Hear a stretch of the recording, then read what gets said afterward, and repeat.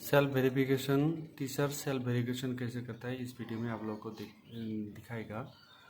तो self verification करने के लिए आपको आना पड़ेगा maxims.com वेबसाइट में आना पड़ेगा। maxims.com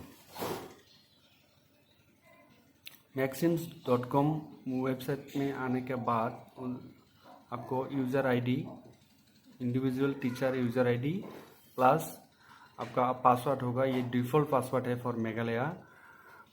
teacher capital letter T और टीचर देन 1 2 3 4 5 6 वो डालने के बाद आपको लॉगिन में क्लिक करना होगा। लॉगिन करने के बाद आपको इधर में दिख जाएगा आपको सेल्फ वेरिफिकेशन में आपको क्लिक करना है।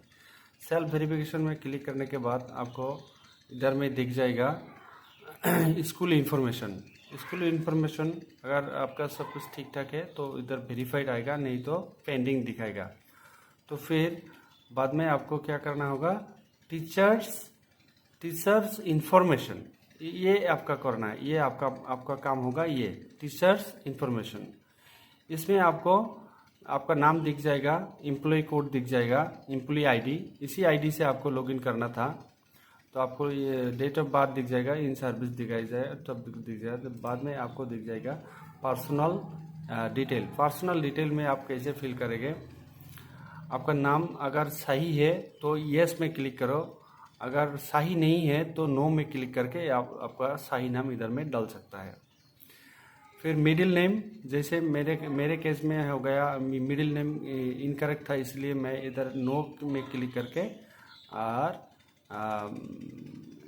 सही नाम इधर डाल दिया है। फिर बाकी सब ठीक ठाक है तो मैं यस करके फिर बाद में इधर रिलीजन नो, ये सब नो करके मैं सही को डाल दिया।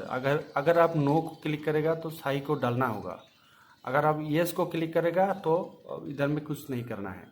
बाद में फिर सेव करके नेक्स्ट में जाना है। नेक्स्ट में जाने के बाद आपको क्या दिख जाएगा, इधर में पेरेंट्स डिटेल में आपको अगर आपका इधर में आपका माँ बाबा का नाम आया तो ठीक है, नहीं आया तो इधर नो में क्लिक करके माँ का नाम बाबा का नाम डाल के आप सेव करके नेक्स्ट क्लिक करिए।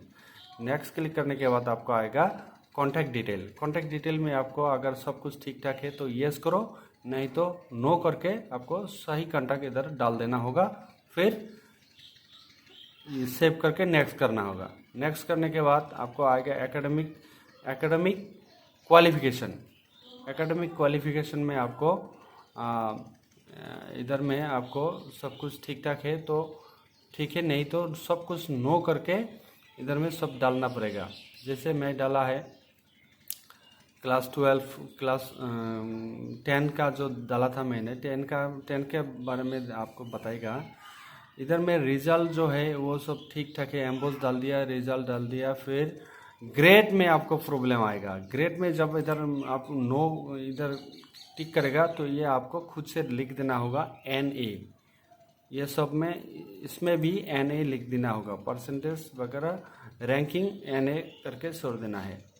सेम ये सब भी करना है। सेकेंडरी, हायर सेकेंडरी, ग्रेजुएशन, सब कुछ ऐसा करके देन पोस्ट ग्रेजुएट करके देन क्वालिफिकेशन डिटेल और प्रोफेशनल कोर्स में हम ये इधर डाला है बीएड का, ये सब बीएड का सब डाल के आपको इधर डालना है एमटेट मेघालय टीचर एलिजिबिलिटी टेस्ट अगर है तो यस करो, नहीं तो नो करो।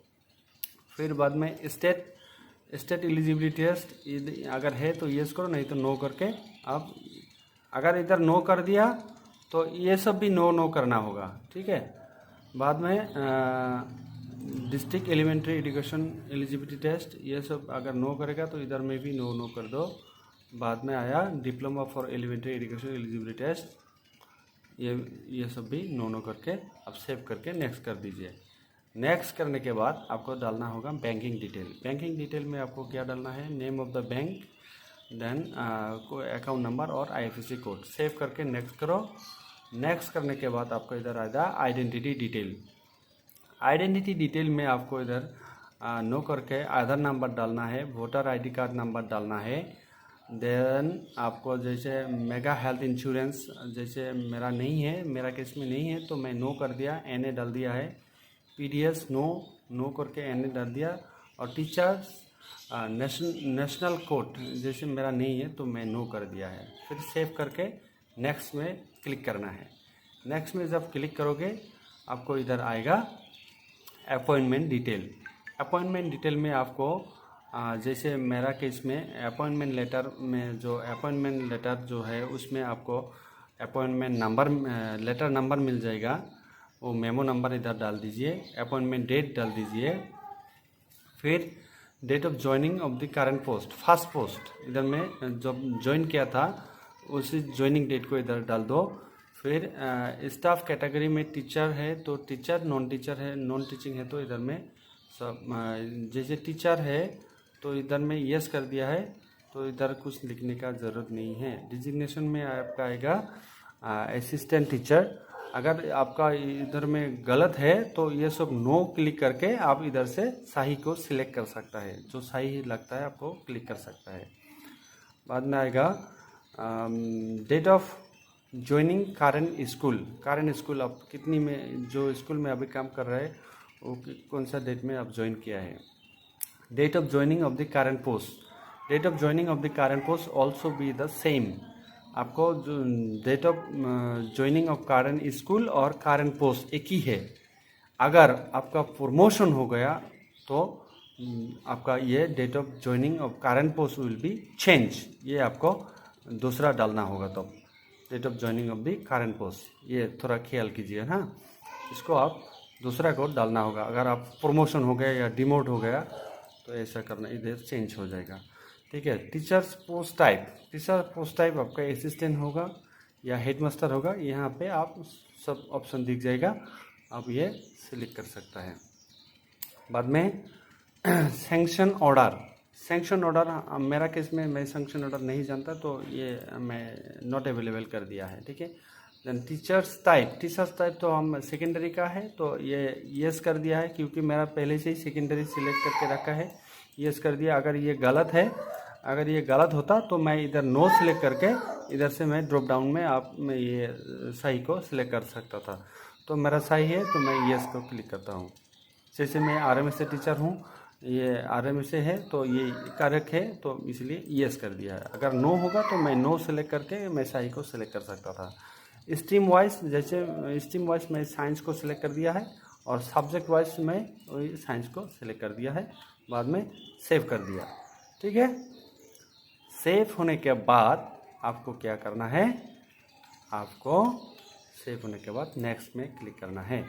नेक्स्ट में क्लिक करने के बाद आपको ये देगा एम्प्लॉयमेंट हिस्ट्री, आपको दिखाएगा एम्प्लॉयमेंट हिस्ट्री। जैसे आपका पुराना कोई अगर जॉब था छोड़ दिया, उसका बाजा किया था, सब इधर में डालना होगा। जैसे मेरा केस में मैं डाला था GPK 108, ऐसा डेजिग्नेशन था EMT।